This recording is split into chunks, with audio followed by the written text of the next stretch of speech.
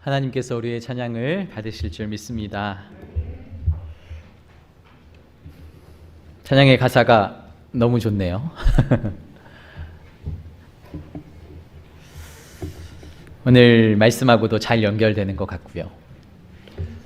이 말씀으로 먼저 말씀을 시작하고 싶어요.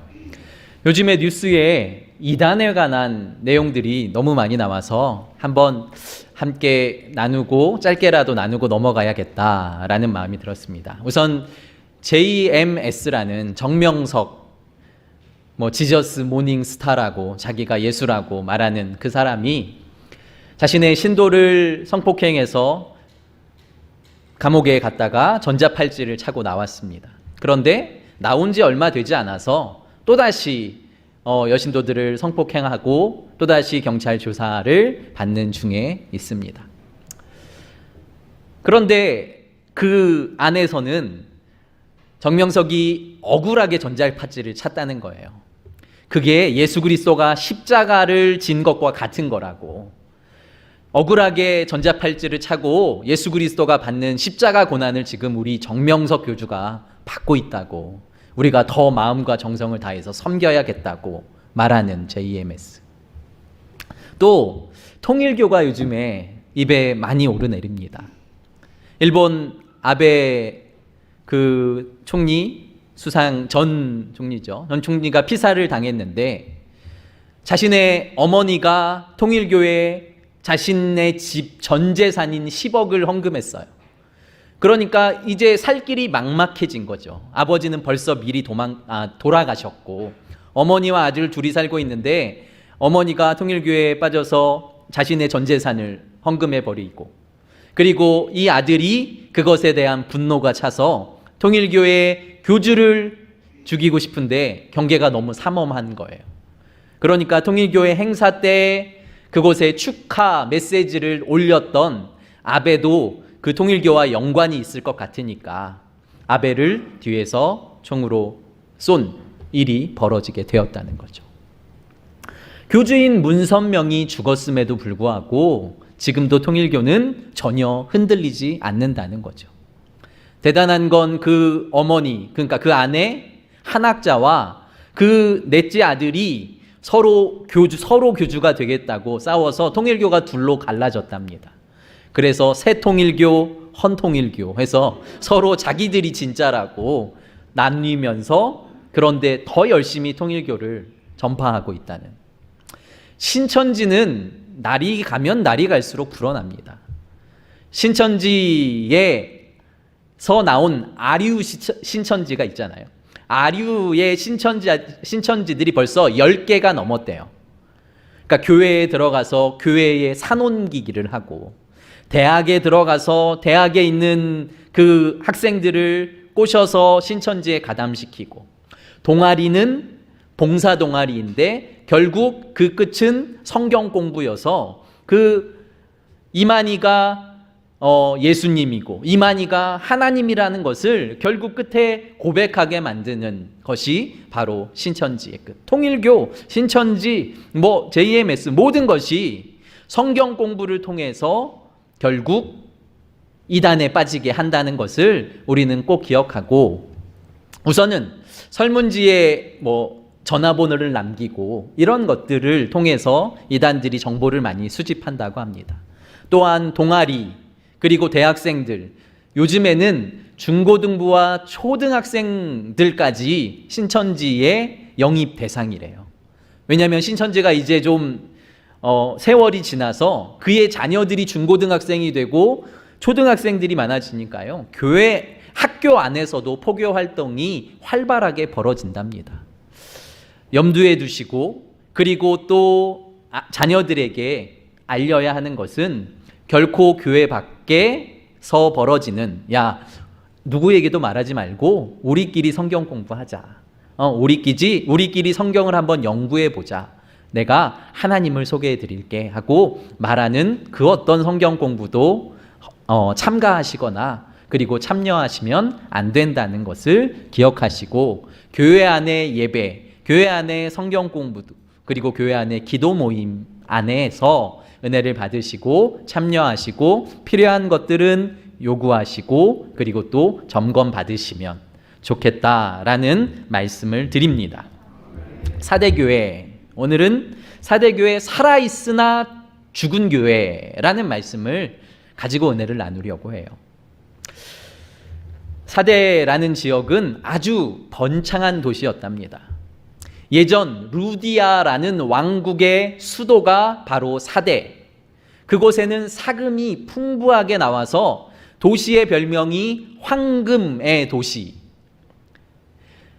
그 황금 동전을 가장 처음 만든 도시도 이 사대라고 합니다. 도로가 사통으로 발달돼 있어서 모든 곳이 사대로 연결될 정도로 그렇게 사대는 대단한 도시. 그 반면에 향락과 그리고 사치의 도시도 사대였답니다. 주님께서는 이 사대 교회도 아름다운 교회였고요. 그리고 굉장히 큰 교회였고요. 많은 성도가 있는 교회였는데 그 교회는 예수님께 아무런 칭찬도 듣지 못했다라는 거죠. 왜 우리가 그 칭찬을 듣지 못한 사대 교회를 배워야 하냐? 우리가 그 사대 교회를 통해서 우리의 상태를 점검하고 우리가 주님과 더욱더 가까워져야 하기 때문입니다. 살아있으나 죽은 교회 1절 말씀 함께 읽겠습니다. 시작. 사대교회의 사자에게 편지하라. 하나님의 7 영과 7 뼈를 가지신 이가 이르시되 내가 내 행위를 아노니 내가 살아있다 하는 이름은 가졌으나 죽은 자로다. 아멘. 7 영은 성령의 완전함, 성령의 충만함을 말씀합니다. 7 뼈는 교회를 다스리는 7 사자를 의미합니다. 그러니까 예수 그리스도는 충만한 성령으로 7 사자를 붙들고 교회의 사자들을 붙들고 그 교회를 다스린다라는 말씀입니다. 예수님은 그 교회를 다스릴 뿐만 아니라 그 교회를 하나하나 평가하십니다. 그 교회의 상태가 어떤지, 영적인 상태, 마음 깊이 있는 그 상태를 점검하시는 주님임을 믿으시길 바랍니다. 교회에 대한, 사대교회에 대한 예수님의 평가, 내가 내 행위를 아노니 살아있다는 이름은 가졌으나 죽은 자로다. 살아있다, 이름은 가졌다는 거죠. 그러니까 이름이 난 교회라는 거예요. 그 교회, 그 목사님이 사역하는 교회, 그 강남의 큰 교회, 그 대단한 교회, 그 금으로 만들어진 황금 도시니까요. 성도들은 예배 때마다 아름다운 옷과 금으로 치장한 금부치들을 치장해서 교회에 나왔을 것입니다. 그 대단하고 화려하고 유명했던 교회를 향하여서 주님은 너희는 살아있다는 이름은 있지만 죽은 교회야 라고 말씀하고 계신다는 거죠. 경건의 모양은 있지만 경건의 능력이 없는 교회였습니다. 교회는 화려하고 예배의 음량은 대단했지만 마음이 깨지고 상한 심령으로 주님 앞에 나와 주님 한 분만을 사모하는 자들이 없었다라는 겁니다. 역사와 전통은 있지만 성령의 능력이 없는 교회, 그 교회가 바로 사대 교회였다는 거죠. 사랑하는 성도 여러분, 믿는다고 하는데, 예배드린다고 하는데 삶에 아무런 변화가 없는 교회, 아무런 능력이 없는 교회, 예수 그리스도를 30년, 40년 믿었는데 그리고 기도한다고 하는데 아무런 세상 사람들과 비교해서 아무런 변화가 없다면 우리는 지금 우리의 방향이 옳은지 점검하고 다시 주님의 방향으로 방향을 옮겨야 할 줄 믿습니다. 우리 교회는 어떨까요? 우리 성일교회는 사대교회와 다르다고 우리가 확신할 수 있을까요? 한국교회는 어떨까요? 사대교회와 다르다고 확신할 수 있을까요?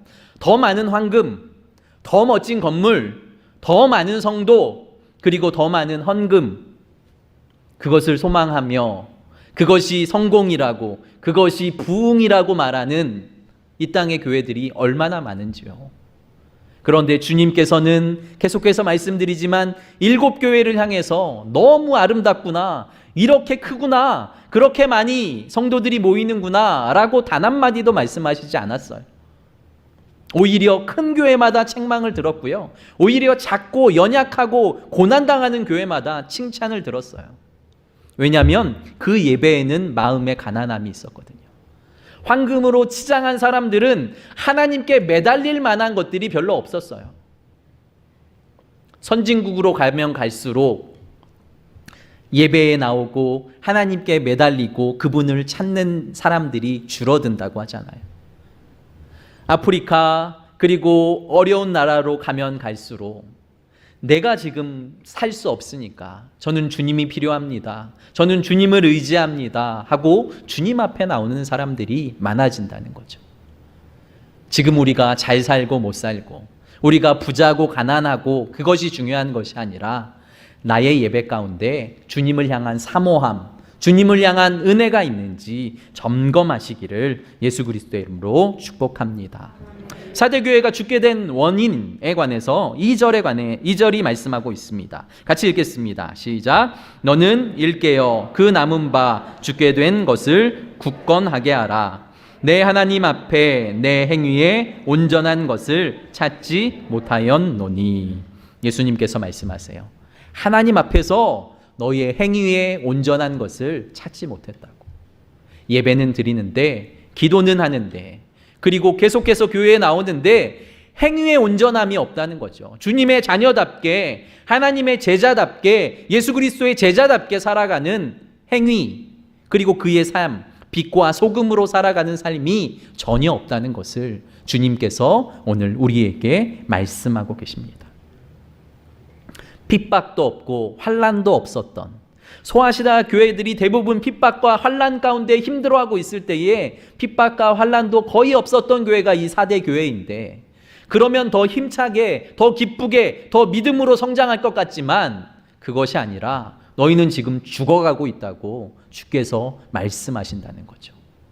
우리의 예배에 어려움이 없고, 우리가 예배 드리는데 고난이 없고, 우리가 예배 드리는데 열정이 식어가고 있다면 오늘 주님께서 우리 교회에게도 너의 교회도 죽어가고 있다라고 말씀하시지 않을지 우리가 마음 깊이 새겨야 할 줄 믿습니다. 찰스 스윈돌이라는 아주 유명한 목사님이 계십니다. 그분이 죽어져가는 교회의 5가지 특징을 책으로 쓰셨어요. 첫 번째, 죽은 교회는 과거를 숭배한다. 죽은 교회는 과거 이야기하는 거예요. 우리 교회가 과거에 얼마나 많이 모였게. 우리 교회 과거에 이 목사님이 얼마나 대단한 분이었거든. 우리 교회 어린이부가 과거에는 이만큼 모였어. 우리 교회가 과거에는 이렇게 기도하는 교회였어. 과거를 얘기하는 교회는 죽어가는 교회라고 말씀하세요. 살아있는 교회는 미래를 이야기하는 거죠. 우리 교회가 앞으로 이런 교회 될 거다. 우리 교회는 더 뜨거워질 거다. 더 기도할 거다. 더 말씀대로 살아가는 자들이, 예수님 닮은 제자들이 늘어나게 될 거야. 예수님에 대한 소망을 가지고 미래를 향해 힘쓰고 애쓰는 교회가 살아있는 교회라는 거죠. 두 번째로, 죽은 교회는 융통성이 없고 변화에 저항한다. 융통성이 없어요. 그러니까 그 전통과 그 관습에 매여 있어요. 우리 교회는 이런 교회였어. 우리 교회는 10년 전에도 이랬고 20년 전에도 이랬어. 그러니까 우리 교회는 변화할 수 없어. 변화에 저항한다는 거예요. 우리가 변화에 저항하면 저항할수록 새로운 성도는 교회 안으로 들어올 수 없어요. 왜냐하면 우리의 전통이지 저들의 전통이 아니기 때문인 거죠.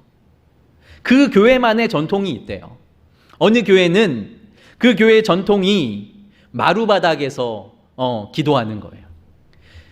몇십 년이 지났는데요. 50년이 지나고 60년이 지났는데 아직도 마루바닥을 바꾸지 못한답니다.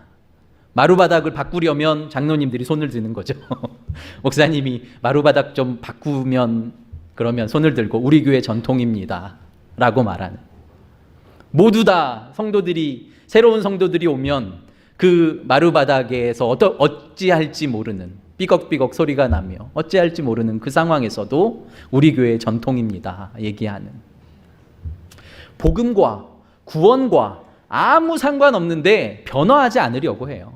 이게 편한 거죠. 그렇게 해왔던 게 너무 몸에 익어서 그게 당연하다고 생각하지만 새로운 세대, 새로운 성도, 그리고 새로운 영혼들에 맞춰서 변화하려는 움직임을 갖는 것은 중요합니다.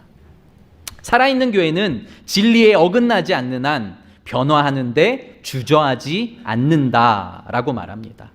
또한 세 번째로 죽은 교회는 게으르다. 교만과 자만에 올라타서 은퇴의 항구로 향한다라고 말해요. 그러니까 내가 은퇴할 때까지는 아무 걱정 없어. 우리 교회 이대로 유지가 될 거야. 그래도 우리 교회가 잘 유지가 될 거야. 은퇴할 날만을 바라보고 변화하지 않는다는 거죠. 그런데 살아있는 교회는 소명감에 불타서 오늘도 열정으로 사역한다라고 말합니다. 네 번째로 죽은 교회는 어린아이와 청소년을 경시한다. 어린아이와 청소년은 헌금이 들어오지 않아요.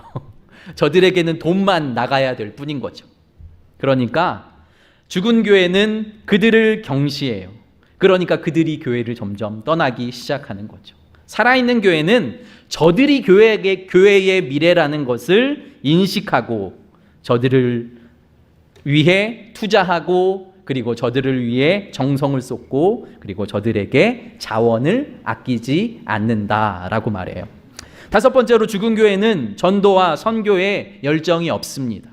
왜냐하면 내 요구가 받아들여지는 게 지금 우선이에요. 그리고 지금 내가 이 교회에서 편안하게 예배드리는 게 가장 좋은 거예요. 더 많아져도 불편한 거죠. 너무 좁으니까. 더 많아져도 왠지 싫은 거예요. 그래서 죽어가는 교회는 전도와 선교에 힘쓰지 않습니다. 그러나 살아있는 교회는 지역 전도와 세계 선교에 시간과 자원과 에너지를 투자합니다. 우리 교회는 어떤 교회일까요? 우리 성일교회는 곰곰이 생각하면 어떤 것은 살아있는 것 같고 어떤 부분은 죽어가는 단계에 이르지 않았나라는 생각을 합니다. 한국교회의 세계교회에 30년, 40년, 50년, 100년을 흘러가는 대부분의 교회들은 변하려고 하지 않습니다. 왜냐하면 그렇게 하면 불편하거든요. 또 달리 적응을 해야 되는 거죠. 예배 순서 하나 바꾸는 것, 강대상 하나 바꾸는 것조차 결코 쉽지 않다라는 거죠. 신학교에서 교수님들이 목회 나가면 강대상을 옆에서 중앙으로 옮기고 싶으면 한 달에 10cm씩만 옮기라고 말씀하세요. 그래야지 성도들이 가만히 있는다고. 한 번에 부임하자마자 중간으로 옮겨버리면 교회에서 쫓겨나기 쉽다고 신학교에서 가리킬 정도로 그만큼 변화를 싫어하는 교회가 바로 전통교회들이라는 것을 우리는 기억해야 합니다. 그러면 이 변화되지 않는 죽어져가는 교회가 살아날 길은 무엇인가? 3절 말씀을 같이 읽겠습니다. 시작. 그러므로 내가 어떻게 받았는지 어떻게 들었는지 생각하고 지켜 회개하라. 만일 일깨지 아니하면 내가 도둑같이 이르리니 어느 때에 내가 이르는지 내가 알지 못하리라. 아멘.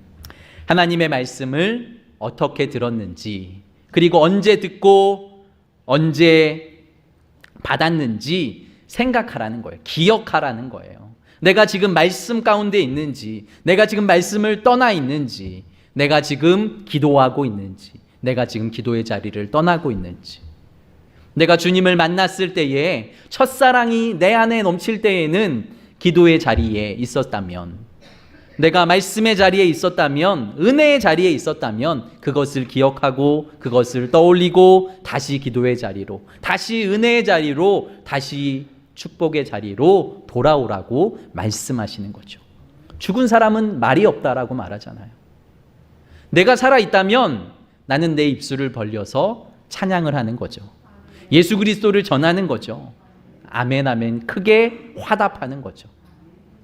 그것이 살아있는 사람의 특징이에요. 나는 살아있는데 나도 죽어가는 사람이구나 라고 생각하는 사람은 아무것도 안 하는 사람, 그냥 가만히 있는 사람이라고 생각하시면 됩니다. C.S. 루이스라는 사람이 이런 말을 했습니다. 지옥으로 가는 길은 편하고 밋밋하며 전혀 장애물이 없다. 우리가 이런 기도하잖아요. 하나님, 우리 장애물 없게 해주세요.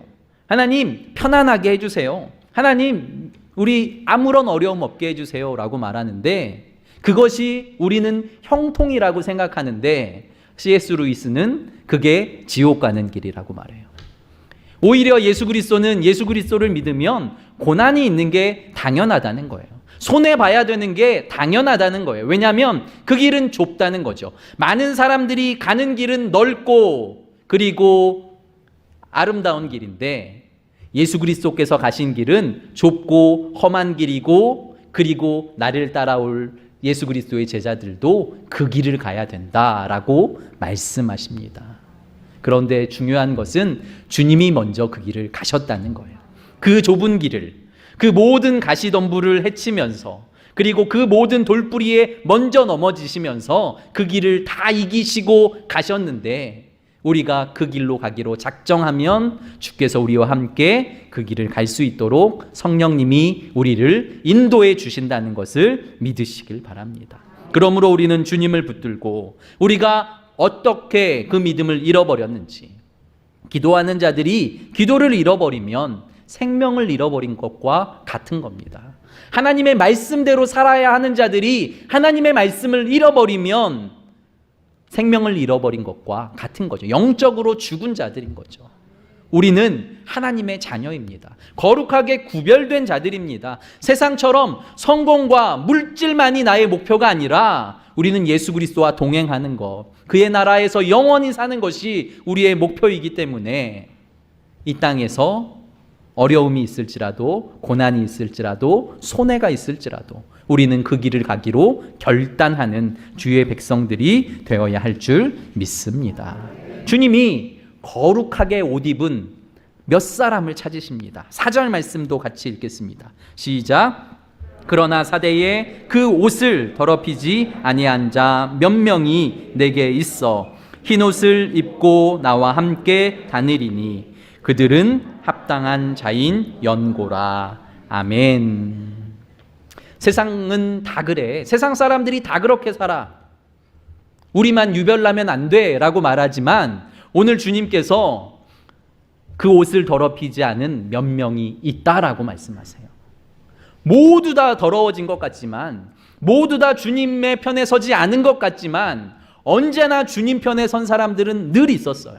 엘리야가 나밖에 안 남았습니다. 주님을 믿는 사람은 나밖에 안 남았습니다 라고 말씀하실 때에도 하나님은 내가 숨겨둔 자 7,000명이 있다라고 말씀하시는, 더럽히지 않은 자, 흰옷 입은 자, 주님의 뜻대로 살려고 힘쓰고 애쓰는 자들이 분명히 있고, 오늘 주님께서 그 사람을 찾으신다는 것을 믿으시길 바랍니다. 한 사람의 예배자, 한 사람의 기도자, 한 사람의 주님의 제자를 찾으신다는 거죠. 풍요의 세상에서, 물질의 세상에서 부자가 천국 가기란 쉽지 않습니다. 왜냐하면 물질을 의지하기 때문이죠. 권력을 의지하기 때문이죠. 힘을 의지하기 때문이죠. 그런데 사람으로서는 할 수 없으되 하나님으로서는 다 하실 수 있느니라 라고 주님께서 우리에게 말씀하십니다. 내가 부자인 것, 가난한 것, 내가 건강한 것, 병든 것, 그 어떤 것도 우리에게 중요하지 않습니다. 지금 내가 예수 그리스도를 붙들고 있느냐, 지금 내 영혼이 살아있느냐, 내가 기도의 자리, 말씀의 자리, 은혜의 자리를 사모하며 오늘도 그 자리에 나와 있느냐, 아니면 세상 사람들과 똑같이 이 자리에 앉아 있지만 이 자리에서 세상의 성공, 세상의 축복만을 바라며 오늘도 예배하고 있느냐. 주님은 그 중심을 분명히 알고 계신다는 것을 기억하시길 바랍니다. 마지막 5절입니다. 같이 읽겠습니다. 시작. 이기는 자는 이와 같이 흰옷을 입을 것이요 내가 그 이름을 생명책에서 결코 지우지 아니하고 내 이름을 내 아버지 앞과 그의 천사들 앞에서 시인하리라. 아멘. 우리 그리스도인이라면 이 장면을 상상하며 살아야 됩니다. 이 세상이 천국처럼 사는 것, 그러니까 이 세상에서 하나님의 나라를 살아야 하는데 그것은 좋아서 하나님의 나라가 아니라 하나님이 주인 되셔서 내가 그렇게 생각하지 않아도 하나님의 뜻에 순종하며 살기 때문에 하나님의 나라를 사는 것. 그런데 우리가 죽음을 맞이할 때에, 성도는 죽음을 맞이할 때에 상상을 하는 거죠. 내가 죽었는데 하늘나라에 올라가는 거예요. 그런데 예수 그리스도가 문 앞에 서 계시다가 나에게 흰 옷을 입혀주시는 거죠. 그리고 잘 왔다고. 보니까 하나님의 생명책에 내 이름이 기록되어 있는 거예요. 그리고 예수님께서 하나님과 천사들 앞에서 나를 소개하는 거예요. 이 권사는 내 제자라고. 이 집사는 내 제자라고. 내가 세상에 있을 때에, 그리고 저들이 세상에 살 때에 세상 사람들은 모두 성공과 모두 물질과 모두 세상의 영광을 위해서만 살았지만 예수 그리스도를 위해 살려고 실패했는데도 또다시 일어나고 또다시 힘쓰고 또다시 애쓰고 예수님이 하신 것처럼 또 기도의 자리로, 또 은혜의 자리로, 또 말씀을 묵상하고 또 말씀을 선포하며 살아갔습니다 라고 하나님 앞에서 나를 시인하는 날이, 시인해 주시는 날이 오면 얼마나 좋을까 상상하게 된다는 거죠. 예수님이 그렇게 해주시겠다는 거예요. 구별된 자는, 거룩하게 옷 입은 자는, 세상에 더럽히지 않는 자는, 실패해도 괜찮고요, 넘어져도 괜찮아요. 예수 그리스도로 옷 입으면 그 안에 그 어떤 것도 보이지 않게 된다는 거죠. 우리는 나는 부족합니다. 나는 연약합니다. 괜찮아요. 예수 그리스도로 옷 입습니다. 예수 그리스도를 의지합니다. 예수 그리스도와 동행하길 원합니다. 오늘도 주님만 바라보시는 성도 여러분들 되시기를 간절히 소망합니다. 주님, 내가 주님을 사랑하는 한 사람, 주님을 예배하는 한 사람, 주님만 섬기는 그 단 한 사람 되길 원합니다. 기도의 자리에 서는 한 사람 되길 원합니다 라는 마음으로 우리 짧은 찬양 하나 부르길 원합니다. 사랑해요 목소리 높여. 이 찬양 아시죠?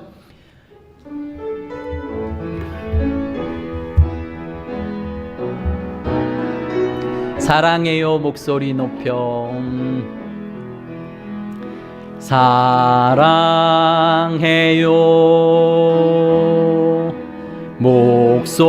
목소리 높여 경배해요 내 영혼 기뻐. 오 나의 왕 나의 목소리 주님 귀에 곱게 곱게 울리기. 한 번 더 고백합니다. 주님 사랑합니다. 사랑해요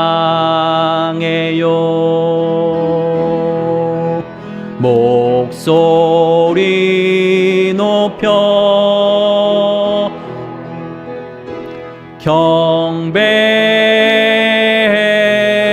경배해요 내 영혼 기뻐. 오 나의 왕 나의 목소리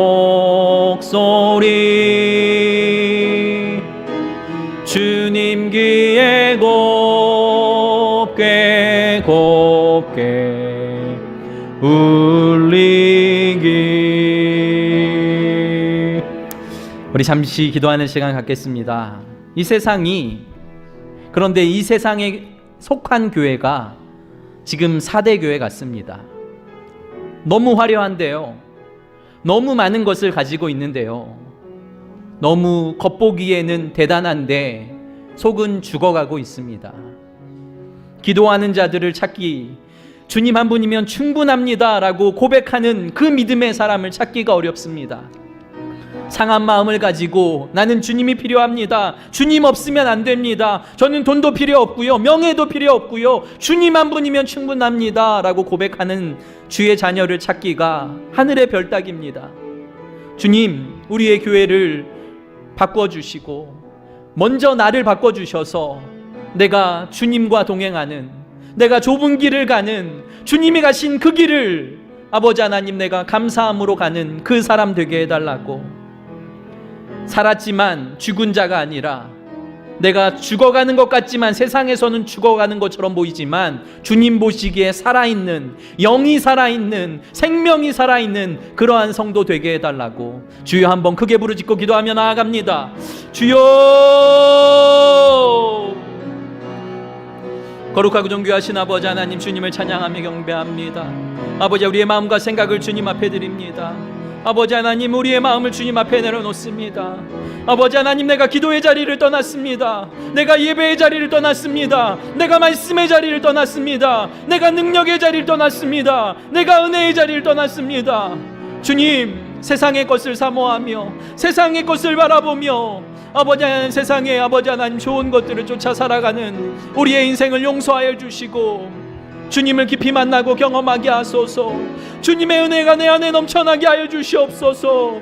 우리 성일교회가 주님 한 분이면 충분합니다. 주님이 나의 주님이십니다. 주님께 영광으로 아버지 하나님 살아가는 우리 성일교회 되게 하여 주시고 우리의 삶의 변화를 두려워하지 않게 하시고 우리 교회가 믿음으로 변화되는 교회, 아버지 하나님 성도로 변화되는 교회, 아버지 말씀으로 변화되는 교회 되게 하여 주시옵소서. 주님을 찬양하며 경배하오니, 주님을 찬양하며 높이오니 성령이 함께 하시고 다스리소서. 은혜와 자비를 베푸소서. 온전케 하시고 다스리시고 은혜를 더하여 주시옵소서.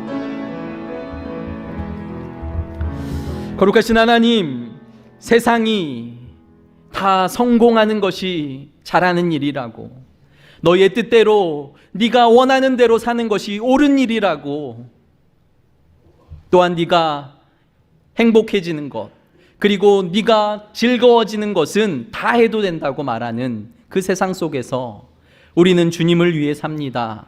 우리는 주님이 주시는 평안만 누립니다. 주님이 주시는 기쁨으로 살아갑니다 라고 고백하는 우리 성일교회 성도들 되게 하여 주시옵소서. 기도의 자리를 잃어버렸다면 기도의 자리를 회복하게 하시고, 말씀의 자리를 잃어버렸다면 말씀을 듣고 순종하는 자리에 서게 하여 주시고, 세상을 향해서 그리고 이웃을 향해서 주님의 섬김이 우리의 섬김이 될 수 있도록 축복하여 주시옵소서. 우리와 함께 하시는 살아계신 예수님 이름으로 감사하며 기도드립니다. 아멘.